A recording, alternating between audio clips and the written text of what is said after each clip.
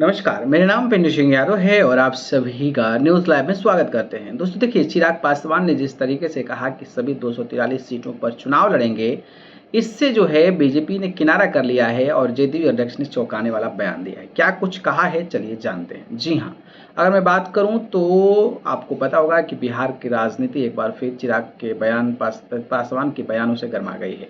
लोक जनशक्ति पार्टी यानी रामविलास के राष्ट्रीय अध्यक्ष चिराग पासवान ने आरा में आयोजित एक जनसभा में पूरे बिहार की 243 विधानसभा सीटों पर चुनाव लड़ने का ऐलान कर राजनीतिक गलियारों में हलचल मचा दी। इस बयान पर जब एनडीए के प्रमुख घटक दलों द्वारा भारतीय जनता पार्टी और जनता दल यूनाइटेड के नेताओं से सिवान में प्रतिक्रिया मांगी गई, तो दोनों ही दलों के प्रदेश अध्यक्षों ने या तो चुप्पी साध ली या फिर अन्य विज्ञता अपनाई। सिवान में एनडीए की प्रमंडल बैठक से पहले जब पत्रकारों ने भाजपा के प्रदेश अध्यक्ष दिलीप जायसवाल से चिराग पासवान के बयान को लेकर सवाल किया, तो उन्होंने बड़ी चतुराई से इसे टालते हुए कहा कि चिराग ने अकेले नहीं बल्कि एनडीए के साथ मिलकर 243 विधानसभा सीटों पर चुनाव लड़ने की बात कही है। उन्होंने सीधे तौर पर पासवान के चुनाव ऐलान पर कोई टिप्पणी नहीं की। दिलीप जायसवाल का यह रुख राजनीतिक जानकारों के अनुसार साफ संकेत है कि भाजपा फिलहाल चिराग के बयान पर कोई टकराव नहीं चाहती है।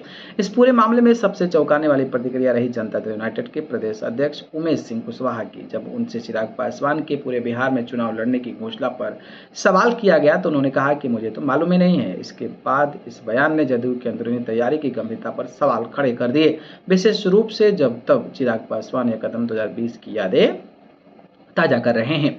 गौरतलब है कि 2020 का विधानसभा चुनाव में भी चिराग पासवान ने एलजेपी को एनडीए का हिस्सा बताते हुए अकेले चुनाव लड़ा था। तब उन्होंने जदयू के कई मजबूत उम्मीदवारों के खिलाफ अपने प्रत्याशी उतारे और नतीजा यह हुआ कि जदयू 80 सीटों से घटकर 43 सीटों पर सिमट गई थी। उस चुनाव में एलजेपी ने भले ही सीटें ना जीती हो, लेकिन उसने जदयू के वोट बैंक में सेंध जरूर लगाई। अब एक बार फिर वही कहानी दोहराए जाने की आशंका जताई जा रही है।